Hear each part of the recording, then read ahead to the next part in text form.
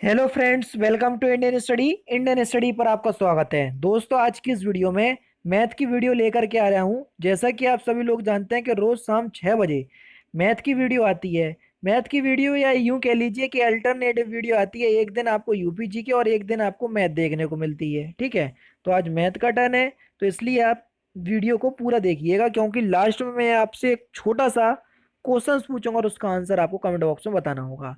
साथ ही साथ इस वीडियो की पीडीएफ विद सॉल्यूशन आप डाउनलोड कर सकते हैं। डिस्क्रिप्शन में टेलीग्राम चैनल का लिंक दिया हुआ है, वहां से। ठीक है, तो चलिए स्टार्ट करते हैं और देखते हैं पहला क्वेश्चन।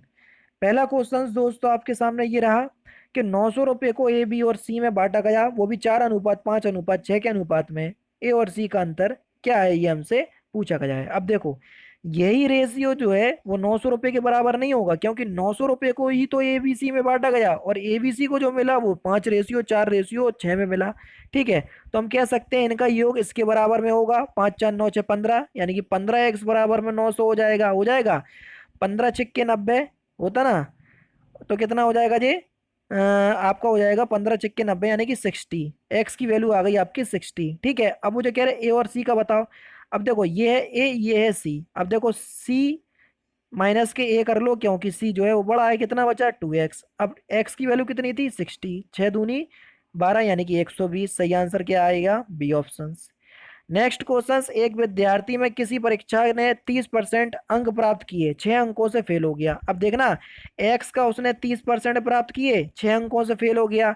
अगर कोई व्यक्ति फेल होता है तो वो क्या कहता है? यार 6 अंक और हो जाते तो मैं पास हो जाता। चलो भैया, इसको पास कर दो, क्योंकि ये बेचारा कह रहा। ठीक है, अन्य विद्यार्थी 40% अंक लाया और पास होने से 6 अंक ज्यादा अंक ले आया।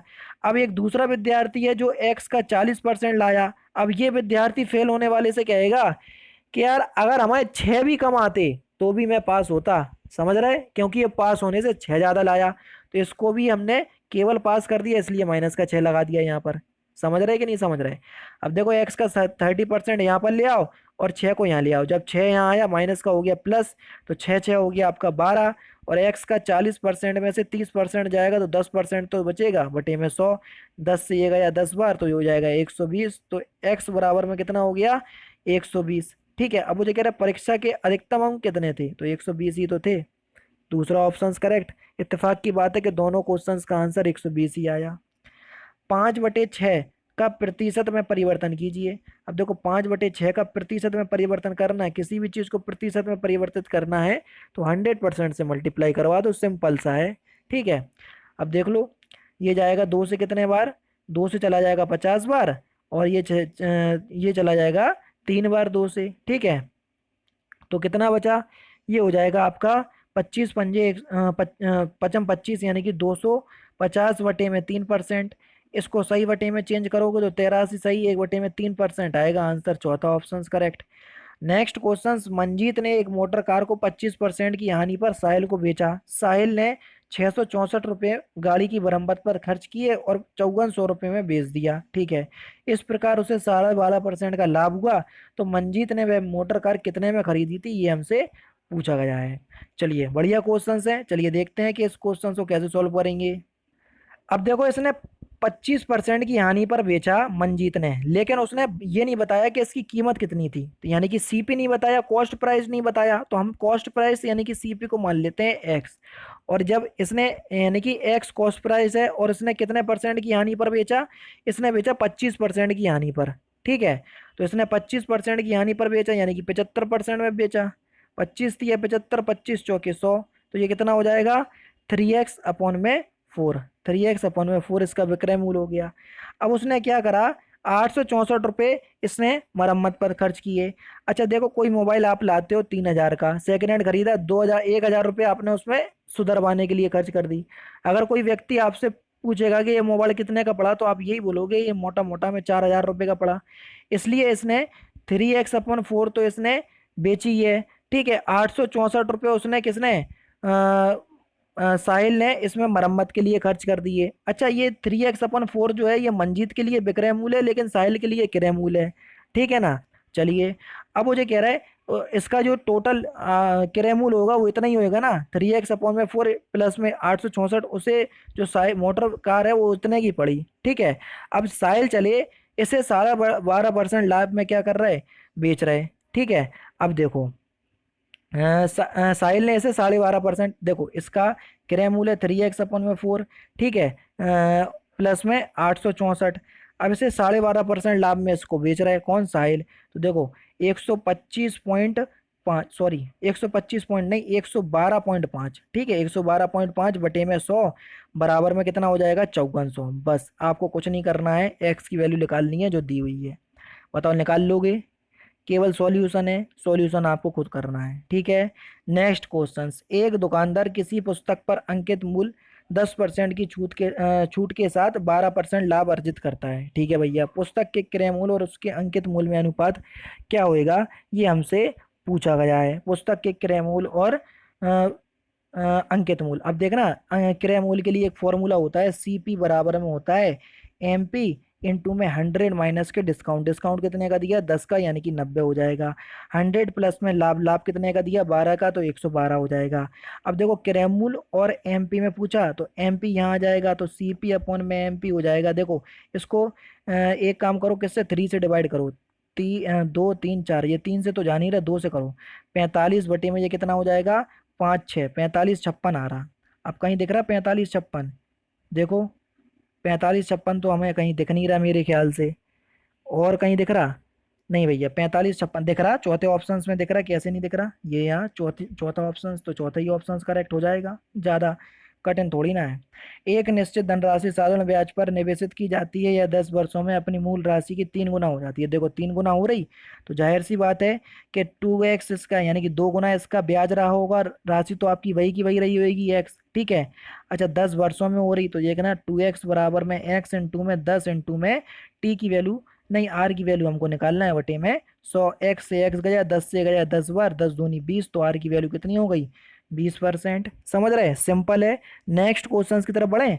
नेक्स्ट क्वेश्चन आपके सामने देखो, एक निश्चित राशि 8% चक्रवर्ती ब्याज की दर से 2 वर्षों में 5832 हो जाती है, और राशि ज्ञात करो। पी की वैल्यू निकालना है, ए की वैल्यू दी है, यानी कि 5832 बराबर में कितना हो जाएगा, पी ऑफ 1+8/100 की पावर 2। बताओ नहीं कर पाओगे, केवल पी की वैल्यू तो निकालना है। इक्वेशन मैंने बना के दे दी, अब आप सॉल्व भी नहीं कर पाओ तो बेकार है। मैं आपको 50 बार बोल चुका हूँ, मैथ तभी आएगी जब आप खुद घर पे बैठ के सॉल्व करोगे, और हमसे सॉल्व करवाओगे। तो मुझे थोड़ी ना सीखना, सीखना तो तुम्हें है, मैं थोड़ी ना तुम्हारा पेपर देने जाऊंगा, पेपर तो तुम्हें देने हैं। तो इसलिए जिम्मेदार बनो। नेक्स्ट क्वेश्चन, ए एक व्यवसाय 3500 में आरंभ करता है। ठीक है। 5 महीने के बाद बी उसका साझेदार बन जाता है। एक वर्ष के बाद दोनों के बीच लाभ जो है 2:3 का अनुपात में होता है, तो बी की पूंजी बताओ।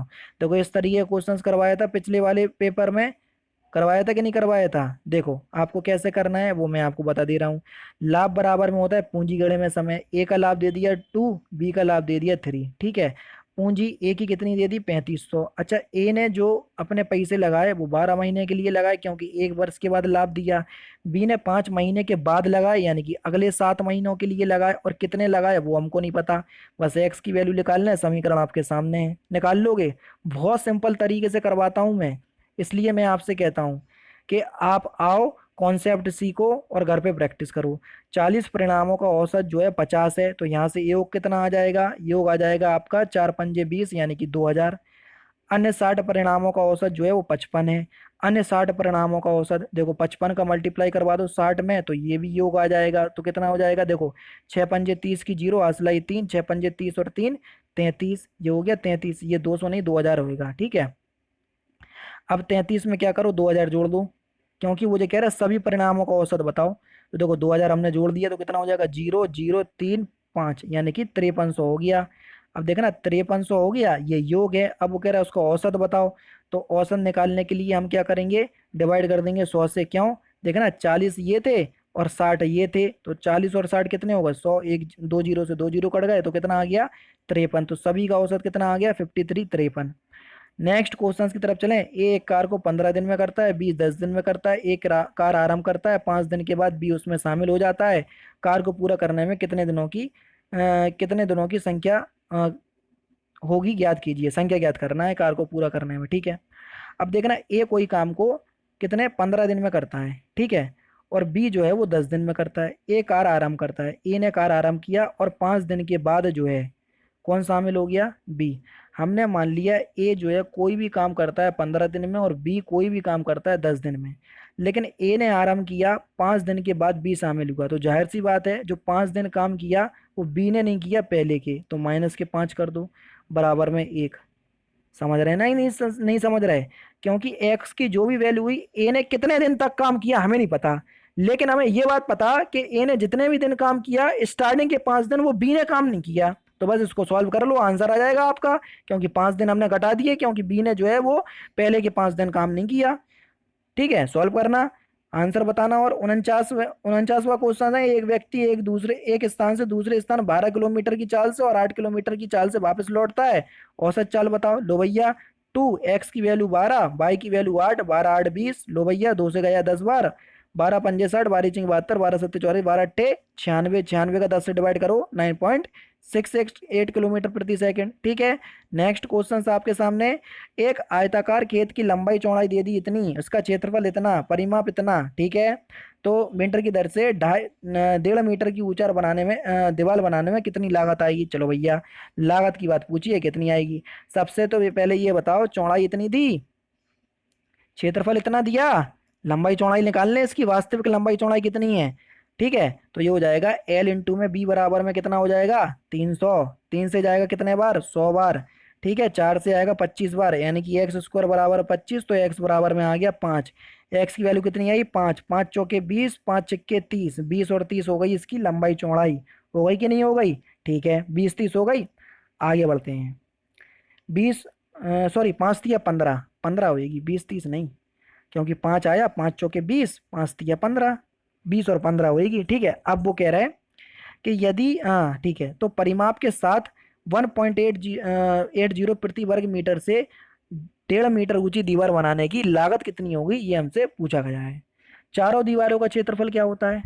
2 ऑफ L प्लस में बी इंटू में एच, होता है कि नहीं होता? बताओ। लंबाई चौड़ाई दी है कितनी? 15 और 20, 15 20 जोड़ दो 35। लो भैया 35 इंटू में 2, और ऊंचाई कितनी है? ऊंचाई है आपकी 1.5 मीटर, 3/2, 2 से 2 गया, 35 तिया कितना होता है? जल्दी बताओ। 2 से 2 गया, और 35 तिया कितना होता है?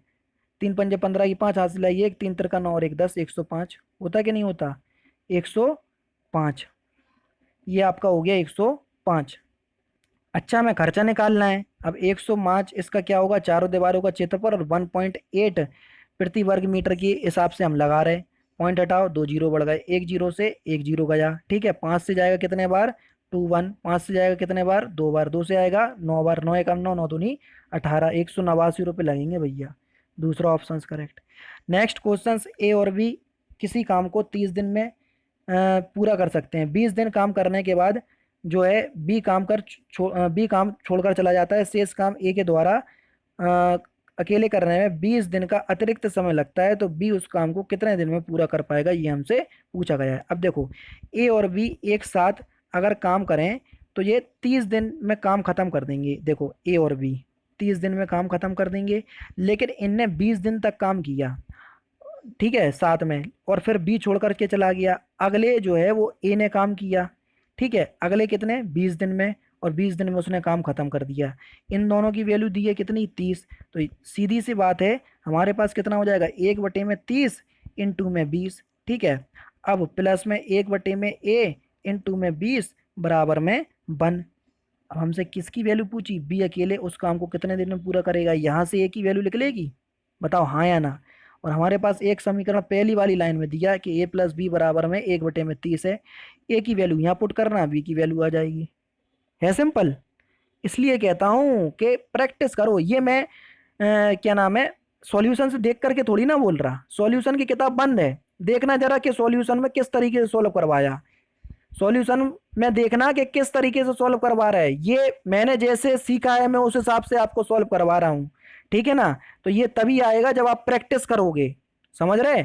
आप झूठ मानोगे, इस लॉकडाउन के अंदर कम से कम मैंने 300 सेट पेपर लगा मारे, 300 सेट पेपर लगा मारे मैंने इस लॉकडाउन के अंदर। सेट पेपर जानते हो ना, ग्रेड अप हुआ, टेक्स्ट बुक हुआ, ऑनलाइन तैयारी हुआ, अड्डा 247 हुआ, सब लगा डाले। समझ रहे हैं। नेक्स्ट क्वेश्चन, एक रेलगाड़ी 60 किलोमीटर प्रति घंटे की चाल से किसी प्लेटफॉर्म को 30 सेकंड में पार करती है। एक रेलगाड़ी, यदि रेलगाड़ी की लंबाई 200 मीटर हो तो प्लेटफॉर्म की लंबाई बताओ। बहुत अच्छी बात है, बहुत सिंपल क्वेश्चन है। देखो, रेलगाड़ी की लंबाई दे दी 200, प्लेटफॉर्म की लंबाई मान ली x, 30 सेकंड में पार कर रही, 60 किलोमीटर प्रति घंटा है, 5/18 से मल्टीप्लाई कर दोगे तो मीटर प्रति सेकंड में चेंज हो जाएगी। x की वैल्यू निकाल लें, झटपट निकल आएगी। ठीक है। लास्ट क्वेश्चन से, इस क्वेश्चन का आंसर आप लोग मुझे कमेंट बॉक्स में बताना। बहुत सिंपल क्वेश्चन है, सिंप्लीफिकेशन का है या वर्गमूल घनमूल का होगा। ठीक है, चलिए। तो दोस्तों ये थे आपके 15 इंपॉर्टेंट क्वेश्चंस जो कि आने वाले एग्जाम्स के लिए बहुत ही ज़्यादा इंपॉर्टेंट है।